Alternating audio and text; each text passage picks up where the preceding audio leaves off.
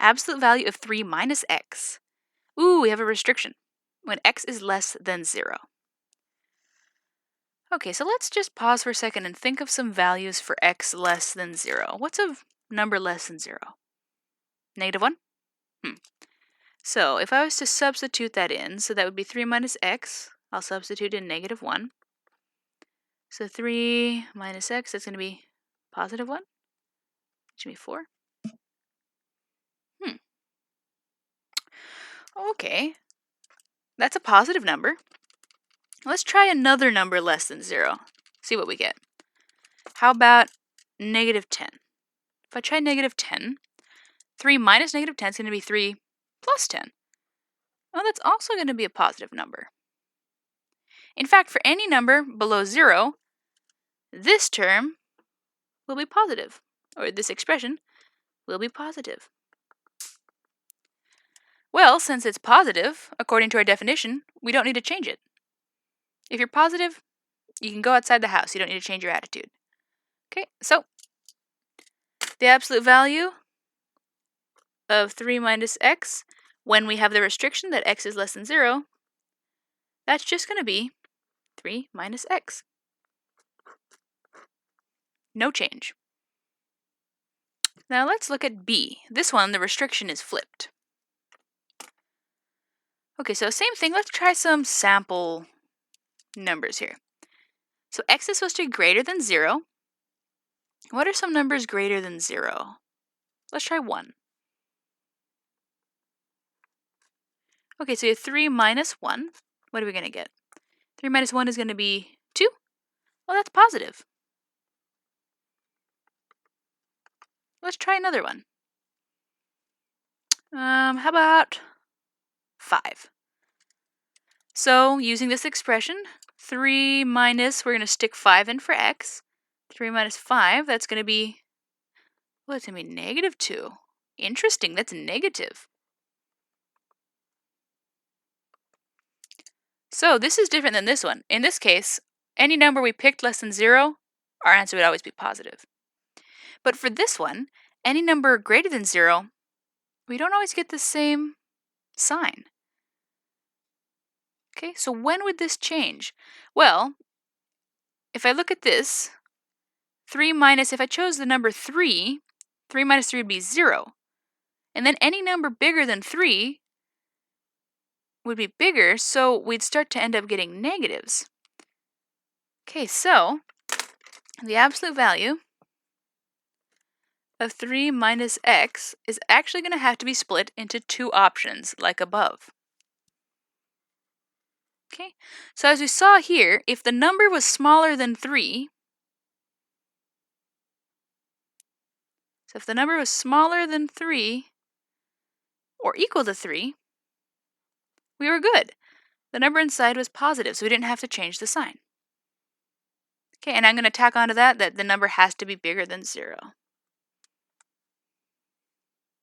Oh, forgot one important word, the word for.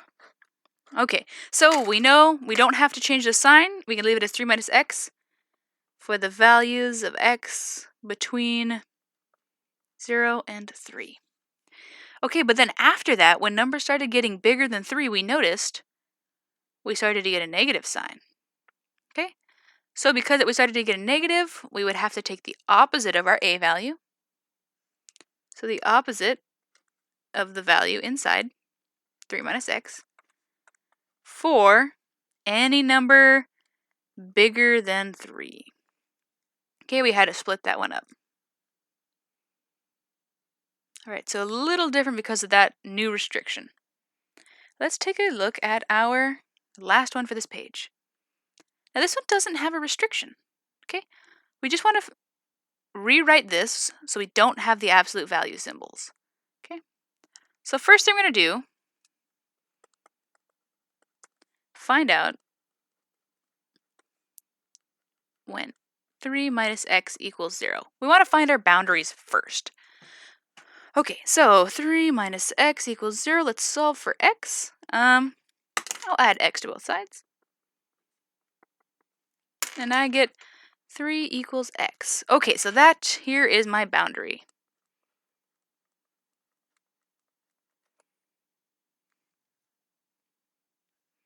let's go ahead and I'm going to sort of partition my page here.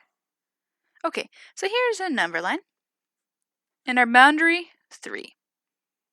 So let's test our expression, 3 minus x, with a number smaller than 3. What's a number smaller than 3? 0.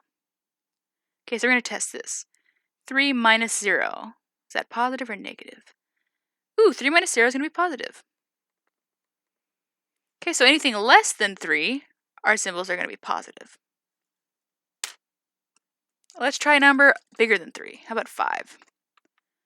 So plugging that in here, 3 minus 5. 3 minus 5 is going to be, ooh, negative. Negative 2, so negative. So anything bigger than 3 is going to be a negative number. So these are all negatives, and those numbers are going to be all positives.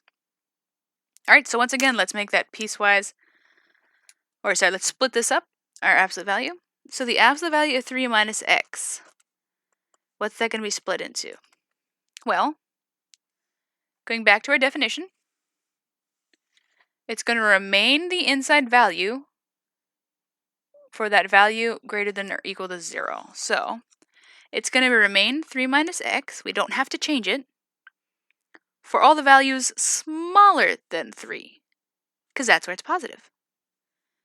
So for x smaller than 3 or equal to 3. All right, so when is it negative? Well, if it's negative, we need to take the opposite of it to get it out of the absolute values. So it's negative for values bigger than 3. Okay, so for x greater than 3, it's going to be negative. Okay, so that is how I get my expression out of the absolute value signs. I have split it up into these two options, depending on when it's positive and when it's negative. Okay, one more page to go for 1.1.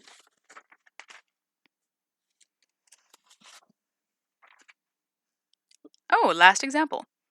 Okay, so here we go.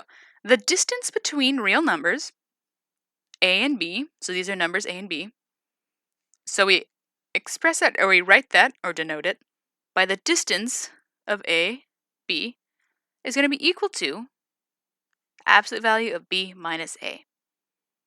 All right, so let's take a look at example 7.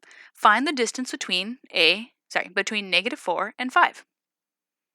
All right, so let's go ahead and use what we were given here. I'm going to call negative 4 a. This will be a. And 5 will be b. So I want to find the distance between negative 4 and 5. Well, according to our reasons here, that's going to be the absolute value of my b value. So what's my b value? 5. So absolute value 5 minus my a value. What's my a value? Well, I said my a value was 4. Negative 4. Take the absolute value of that. Okay, so the distance between negative 4 and 5 is going to be the absolute value of 5 minus negative 4, which is going to equal, so 5 minus negative 4 is going to be 5 plus 4. And that will simplify it into 9. Alrighty, so since the value inside is positive, we can just drop the absolute value symbols, and our answer is 9. Okay, what does this mean? This is saying if you look at the number line, so let's see, negative 4, negative 3, negative 2, negative 1. Oh, I ran out of room. 0, 1. I'm going to extend this. 2, 3, 4, 5. Okay, this is saying if you want to get from negative 4 to 5, how many places do you have to move? Well, let's check that.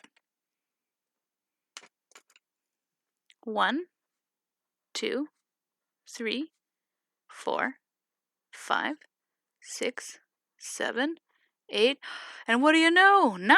We had to move 9 places, which is the same answer as here. So the distance between negative 4 and 5 is 9. Alrighty, and bug. So, your written homework for 1.1 is going to be this problem. You will write your answer to this, either using your computer as a PDF or print it out and write your answer, scan it or whatnot, and then upload it to La Lima in your Dropbox. Please make sure to label it 1.1, written homework, your last name, and then your first name. That way I know whose homework is whose.